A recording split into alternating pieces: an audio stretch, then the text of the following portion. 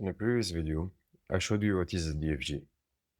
So sometimes if we open our log and we flatten our data to build our DFG, we would be in this situation. It would look exactly like this. But this is wrong. This is not what happens in real life. So in this video, I will show you why flattening the data creates problems and how we solve these problems with OCEL.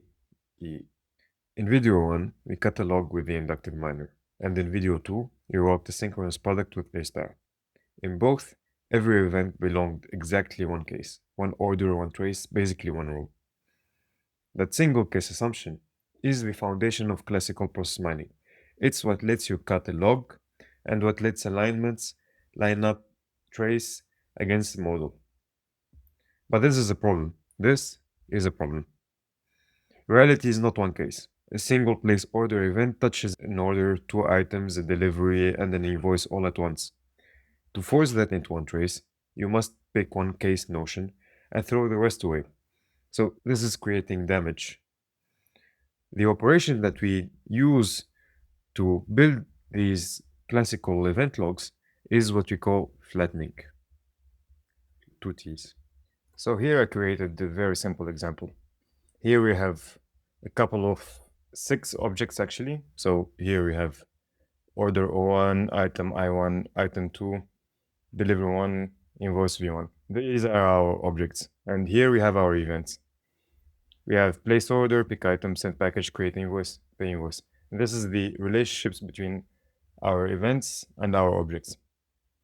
What would happen in normal process mining or classical process mining is that one event, one case ID.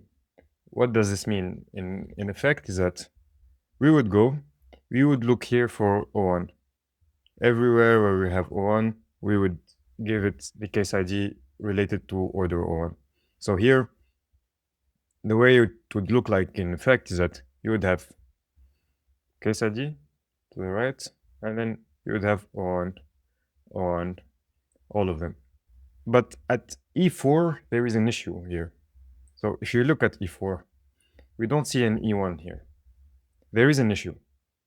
And how we used to solve it in classical process mining is that we simply would delete it, which is a problem, of course, because we're losing data. Second of all, we have another issue here, is that between E1 and E2, we don't have a distinction. So the moment we flatten our data, we don't know if this pick item or this pick item, is it related to pick item, so is it related to pick item 1 or item 2? So is it related to this one? And that is also lost data. And that's what brought us to our DFG, where we had a loop around pick item at the beginning of the video. We have the following DFG, of course. This counts 2 times, and this is what we call a divergence. The missing data, the missing send package, is what we will call deficiency. Now, what we want to build are the DFGs if our case notions are item I1 and item I2. So let me scroll up a little bit. So we will build, first of all, for item I1 and the DFG for item I2. Now, let's see when I1 and I2 are case notions. The issue that we have here, as we see here, we have place order, pick item, send package, no problem around this. But the reality is, when we look at our log here, the place order and send package are happening only once. And in that event, it represents both events. So it happened only once, but it's counted 2 times. This is what we call a convergence. This is the third kind of problem that we have with classical process mining. And it will happen with send package and place order here, because here we have one event for place order, and for send package here, I'm gonna delete this one. So for send package, it's happening once, but if we pick our case notions to be I1 and I2, it's happening twice. Of course, also we have create invoice and pay invoice that disappear. That's again a deficiency. So to solve all of these problems, there was a new standard that was created. Here we will call it OCEL 2.0. So it's coming from this paper, Object-Centric Event Log 2.0. It has 5 moving parts. Let's go through them one by one. First of all, we have the event. Every event has a type. As we can see here, event has an ID, has a type. And each one has a timestamp, of course. Second is object. Every object has a type, so here and here. And third is what we will call E2O, event to object. So it's a table of relationships, and they are qualified.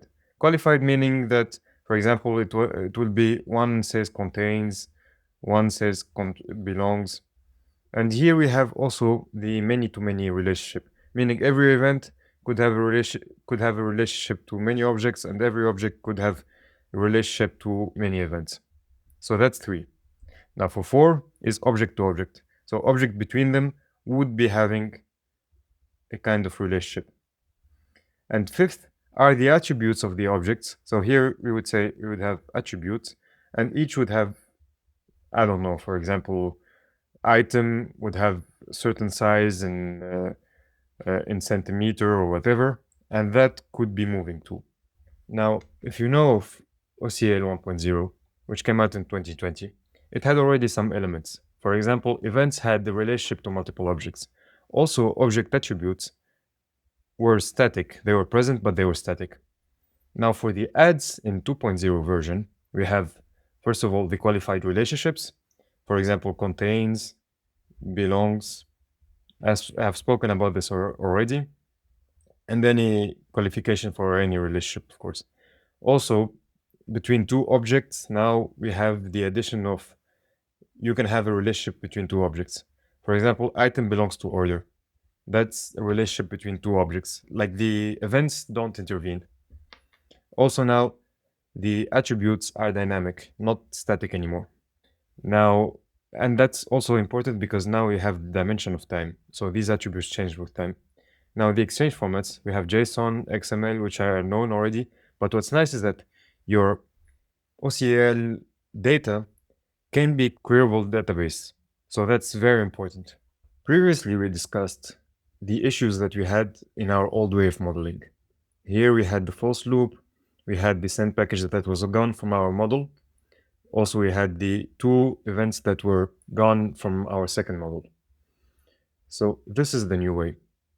With OCEL 2.0, what you would do is that you need to observe the flow of your objects through your model. Here in blue is the flow of order, as you can see. And here you can follow the flow of items. And you are avoiding the false loops, of course. How this would look like from the point of view of code. So here I made a small snippet from PM4Py. First of all, we import. Then we read from our database the data and we allocate it to a variable called OCL. Then what this does under the hood, this function, is that it's making a DFG for every object, here order and item, and then joins them together to create this structure. Finally, this is to view. So recently, what's happening is that this has been revealed by Celonis on their newest product, Process Sphere, also by SAP Signavio.